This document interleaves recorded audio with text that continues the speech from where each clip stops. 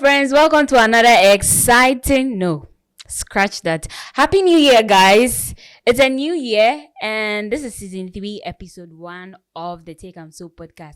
We are so grateful for your support, and we appreciate the support so far. It's a new year, and there's this kind of thing every January.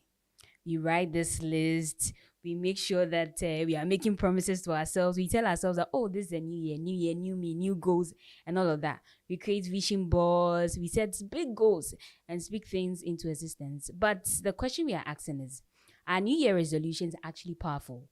Does it have something to do with the brain? Does it move us to actually work on our goals?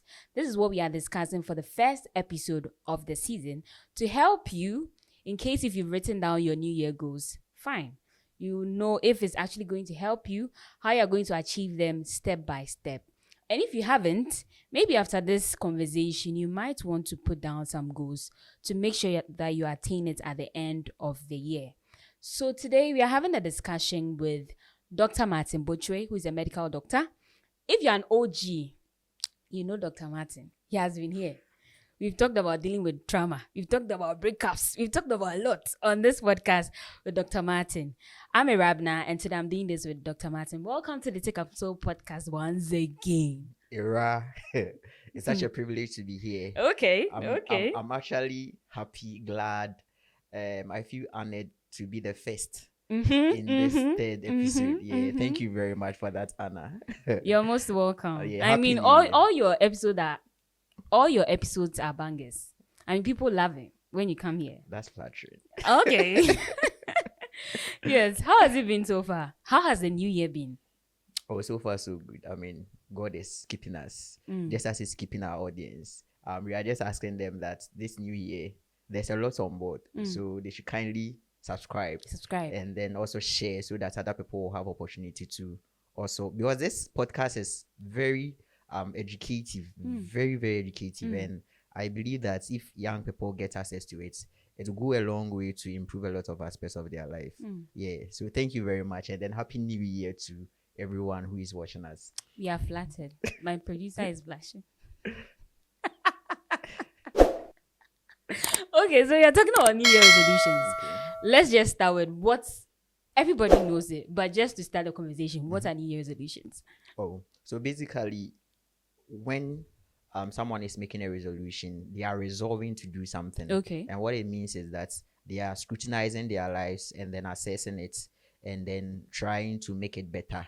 And therefore, they set goals and try to achieve them. So when we talk about New Year's resolution, mostly at the end of the year, beginning of a new year, people sit down and then put down stuff, or sometimes they don't even write them down, but then subconsciously they have certain goals that they try to achieve, and that's a New Year resolution. But you know, the thing is, it mostly starts in January. Okay. It's in January that everybody is writing New Year resolutions. It's like everybody's hyper. New year, new me. January, I'm calling new braids. January, I'm calling new braids. It's like, this is what I want to do, my vision board and blah, blah, blah. Why does it actually start in January? And why is it that probably along the way? Not like probably. In June, July, everything stops. Because in January, people say in January, when you go to the gym, it's packed. Crowded. June, July, nobody is there. Why is it that way though? All right. So mostly at the end of something and the beginning of something, people try to, initiate things that will make things better. So basically, you try something. Let's say you made a resolve to maybe stay healthier within the year, exercise more. You started in January, then you tried, you were going for it, and then comes to like March, April, May, then you couldn't do it. Most people would want to wait for the year to end, and then the beginning of the new one, they will try again. So mostly the reason why most people do their resolutions at the beginning of the year is that when they realize that they were not achieving their goals, they just want to let that previous year end and then begin with a new milestone. That is why most people will do that. But then usually they have the drive, they have the motivation at the beginning, but most of the time, because they haven't worked so much on their mind, along the line, midway, they give up and they are unable to achieve them. Okay, so it's not only in relation to New Year resolutions. It's a normal thing that people like to start things at the beginning of events and probably re-strategize at the end. Exactly. Some and all people of might that. even say at the end of their 18th birthday or maybe something like that. So basically, it's easy individualized, just that most people would want to study our results at the beginning of a new year. But are New Year resolutions really helpful? Fantastic question. So You say what you have to say. Then maybe if I can give my testimony, I'll give my testimony. all right, I'm waiting to hear that. But then you see, when we talk about New Year resolutions, some people have said that New Year resolutions are actually scams. You are just deceiving yourself, and it's something that you are setting up yourself for disappointment. Where at the beginning of the year you write down your goals, midway you feel like you are not going to be able to achieve them, so then you stop. Then at the end of the year you feel guilty that you couldn't do it. But actually research has shown that people who put down resolutions are 10 times more likely to achieve them compared to people who do not put down any resolutions. So contrary to the fact that some people think it's a scam, the practical thing on the ground shows that New Year resolutions actually work. So it's proven by science. It's that if you put it down, it works. And I'm giving a testimony because was it 2 years ago? 2023. That was when I put down that the following year, that's 2024. It's either I'm starting YouTube vlogging or I'm doing something that has to do with like a conversation or something. Something like this. Yes. And I put it down that I'll continue my studies. I put it down that what else? I will save up to this particular. As for the saving, I didn't get there. But at least I got to a particular point. And I started my studies that following year. We started a podcast and all of that. I had conversations with friends and we started a podcast. So I put it down. All right. And I can see that it worked for me. Maybe you wouldn't get 100%, but to an extent, you might start something and probably in the subsequent years you can continue. It really works. So science has proven it, and I'm a testimony as well. So make sure you're putting down your New Year resolutions. But let's move to the difference between setting goals and setting intentions. Are they the same? And which one works better with the brain? That's a very good question. When we talk about setting goals, I'm sure all of us have set goals in our lives where maybe you are in class, you think, okay, so for this year, I want to be part of the best, maybe 5 students in the class. It's a goal that you have set, right? And then we come to setting intentions. Intentions are more like the driving force that will help you to achieve the goals. So let me give you a typical example. Let's say somebody saw their mother. This example might resonate with some people, but the idea is not to bring back bad memories, but then it's just for the purpose of making people understand what I'm talking about. So somebody's relative is lost tragically at the emergency, where they themselves sent the person to hospital based on whatever the medical staff were doing, delays or incompetencies or whatever. In the end, they lose their relative. Then the person resolves in their mind that whatever grief or whatever they went through, they are not going to make other people also go through the same thing. Because of that, they want to become maybe a doctor, a nurse. So that is the intention. So the intention or the driving force is that I want to become like this so that other people do not go through the same thing as I went through. So because of that, then the person has a better reason. And because of the reason, they are able to set goals and then achieve them. So because if I want to become a doctor, it means maybe I will have to be part of the best people in my class. Because of the intention, I want to be there so that someday somebody doesn't go through the same thing as I went through. And this thing resonates a lot with footballers and then professors and a lot of people. Most of the African players who thrive in Europe and then other parts of the world, most of them will tell you that they were maybe refugees somewhere. Sometimes their mothers or their fathers were finding it difficult to feed them, and then their goal was that they want to change that narrative. And because of that idea that I want to change their narrative, they are able to set goals. I have to become the best player in this league. I have to do this, and then they are able to achieve it. So setting goals and then setting intentions are more like complementary to each other. You have an intention, and based on that intention, it drives you to achieve certain goals. Okay, so let's say I want to be a doctor, but there's that driving force. That's the intention. That's the intention. Maybe a situation happened in your life. I think I remember during the congregation, Ken University congregation, there was this one guy, the valedictorians. There was this one guy whose mother had a stroke, and his dad was blind, and he was like, though he wanted to help people in that particular situation. He's reading rehabilitation. Shout out to Nerus. Yes. He said that was the reason why he wanted to actually read that course, to understand the mental health of people in that situation. And that was a driving force. That even pushed him to excel, to become the valedictorian. Exactly. So absolutely, you see that with the intention that I want to change this story, this aspect of the lives of people, he becomes the valedictorian. So he's able to set goals and he achieves them because of the intention. But on the lighter note, does it really mean that DVs they don't really have any driving force? Because your mother has it, your father has it. What's the driving force to make it? Of course not. Like we said, everything is with the mind. There are some people who have said that my mother has money, my dad has money. It doesn't mean it's mine.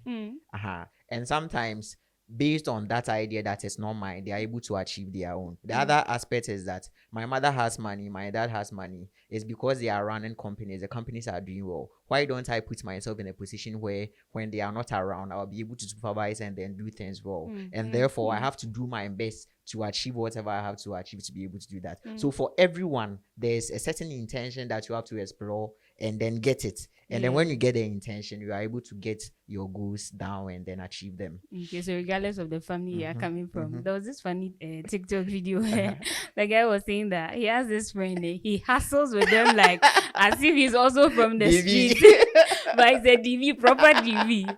Okay, but let's move on to this question. You see, sometimes people set big goals. Okay. It's not like you cannot achieve it though. You are 23. You don't have a job yet. Okay. You said at the end of the year, you should have a car. Sometimes these goals are big. How do we break them down in order to achieve them? All right. So that is a very good question because one thing is, if your goal is not SMART, when we say SMART, it's an acronym. Okay, so let's just do the step by step. So the first one is the S stands for specific. So if you are setting a goal, you should be specific about the goal. Like, I want to buy a car. That is specific. Do you get it? It might be even much more specific when we say I want to buy a Range Rover, Honda CRV. I want to buy a Honda CRV. So that goal has to be specific. It shouldn't be vague. Like, I want to be rich. How rich? Do you get me? How do you define your rich? Exactly. So that one, you can have a lot of money, but still you will feel depressed because in your mind you might not have achieved that goal. But if you had made it specific, then it becomes achievable. Do you get it? So the goal has to be specific. That's for the S. The M is measurable. It has to be measurable. Like we are saying, you are buying a car, right? You are buying a car. So which car? How much is the car? That is what we are talking about. So it should be measurable. And then the A is it should be achievable. Like you are saying, within your range, it should be something that should be achievable. I want to buy a bicycle. You get it? So that one might be more realistic for someone compared to another one who is more affluent. The person might want to buy something bigger. You get it? So it should be achievable. I have a funny example where somebody is let's say the person is with pass in, let's say, last semester of third year, and then they have a big dream that they'll have a first class. 89.99. Right now, the denominator has become so big. So how can you come to first class? You get it? So you can jump from. But there is a God. There is a God, you know. And you can go to that. Exactly. All right. So from a pass, you might maybe go to second class alpha or maybe something. You get it? That is more achievable. Do you get it? Then the R is it has to be relevant. So whatever goal you want to achieve, it has to be relevant. Like somebody is in Ghana, the person is a student, and then whilst you are a student, you are thinking about maybe being a pilot or something in the next 1 year or something. You get it. It's not Yeah, something that is relevant at the realistic. time. Do you Okay. get it? And then the last thing is that it should be time bound. So when I want to achieve this within 1 year, I want to achieve this. We are talking about somebody getting a car. It can be a long-term goal of someone. Okay. So whilst they are in school, they can start contributing towards it. Maybe in the next 10 years, I want to get a car. Every year or every month, I'm going to save 50 cedis. It's something that will look like something that will look abstract. But then realistically, it's achievable. Okay. Because you've made it a long-term goal. So whenever you are trying to set up goals, you have to make sure that it's something that is realistic. Okay. It is something that is achievable, something that is time bound.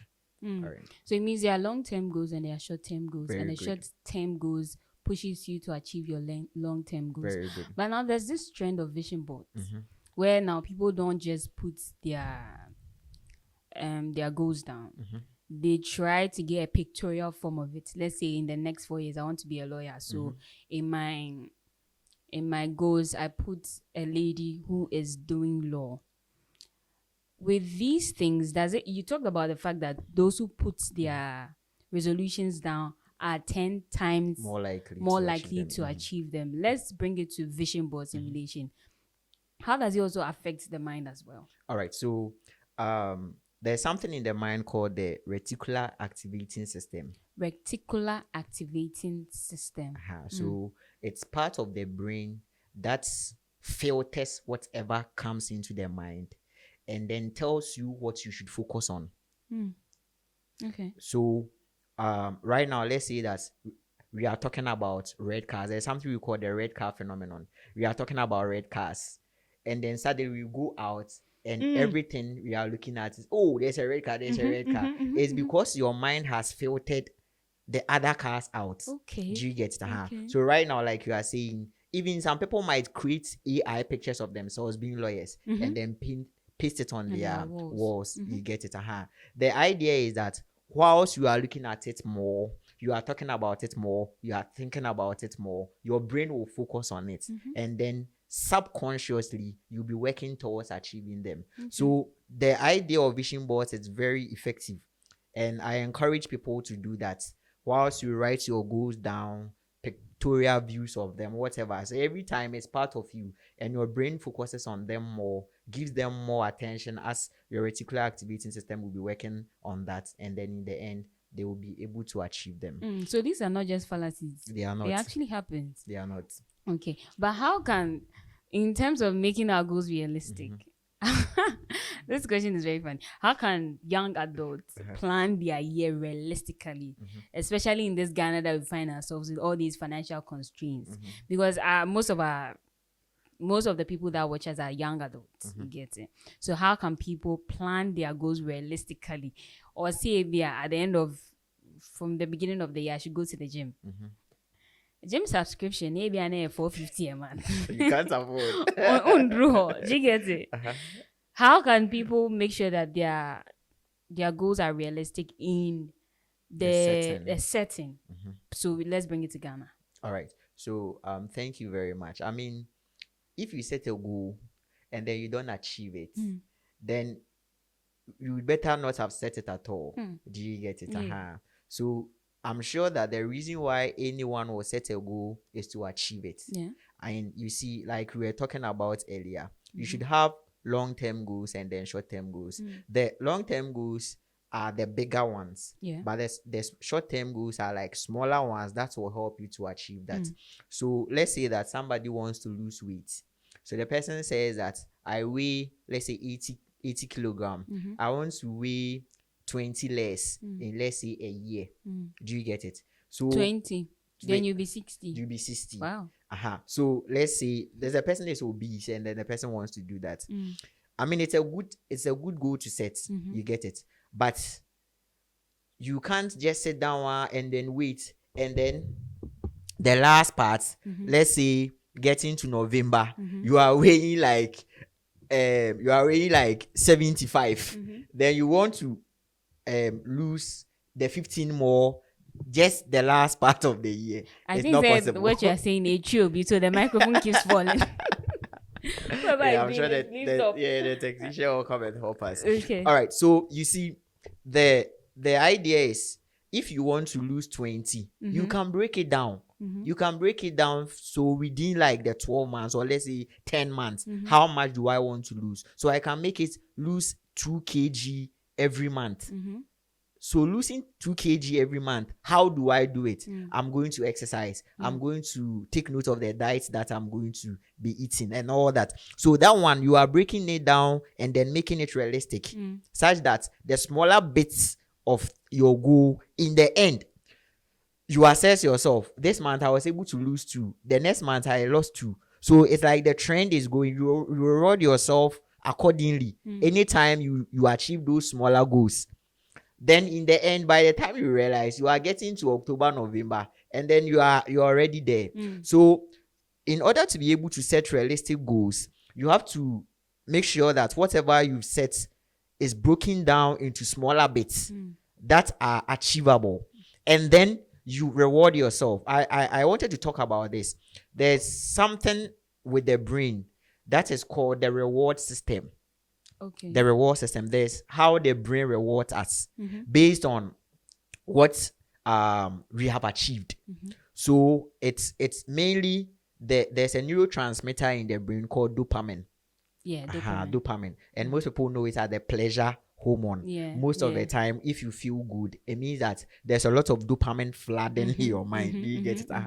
And there's a pathway. There are a lot of dopamine pathways in the brain, but one of them is called the mesolimbic system. The limbic system is mostly about our emotions.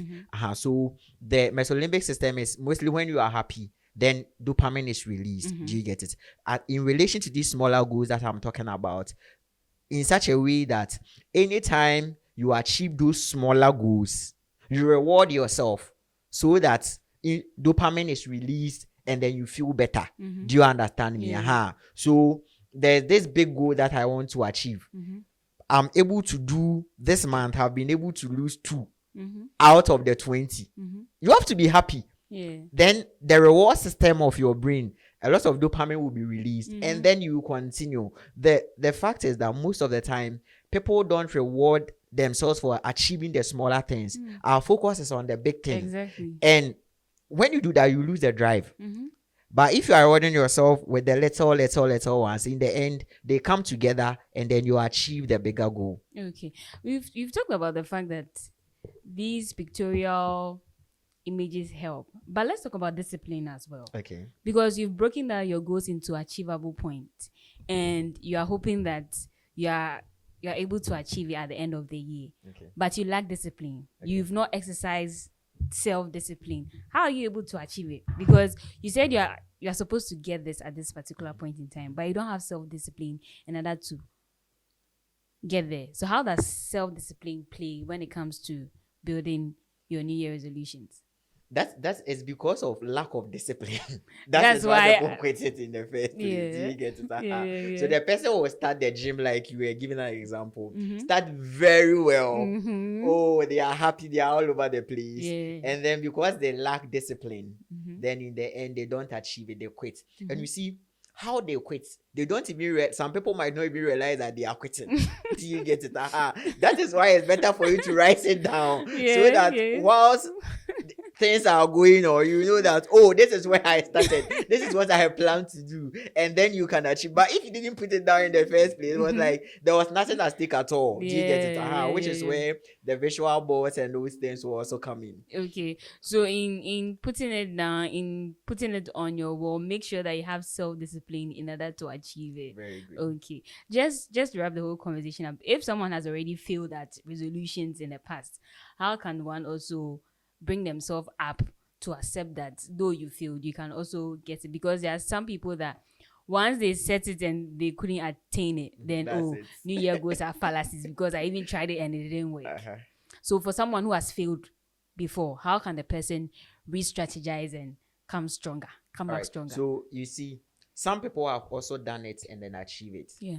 So if you see that you started and then you couldn't do it, so New Year resolutions has come, Then other people have also started and then they've achieved it. So it means that New Year resolutions are helpful. Okay. Do you get it? Mhm. Everything is with the mind. Mhm. Everything is the mind. And I want to motivate everyone who is listening to us that be it negative habits that you want to quit, be it you wanting to be a better person in terms of reading books, in terms of learning new languages. Right now, AI and all those things are there. Yeah. There are lots of skills that, especially being in the university, there are some things that we don't really give much premium. We don't put much premium on.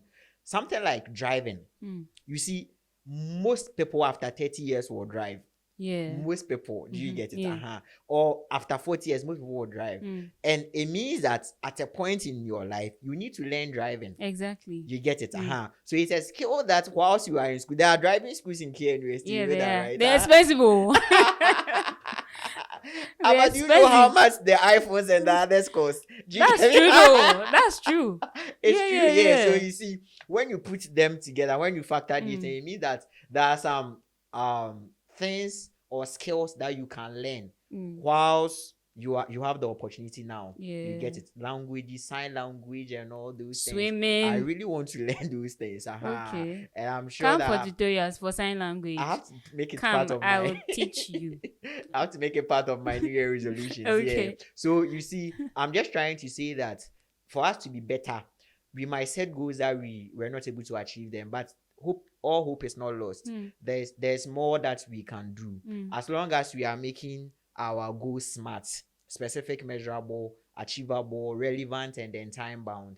We are likely to be able to achieve them. So if you are listening to me, don't give up on your goals. Write them down, and then at the end of the year, I'm sure you'll make a podcast and the people will come and give testimonies. Testimony of how the goals landed, yeah, if you're able to achieve it or not. Okay. Thank you so much, Doc. It's been an insightful conversation.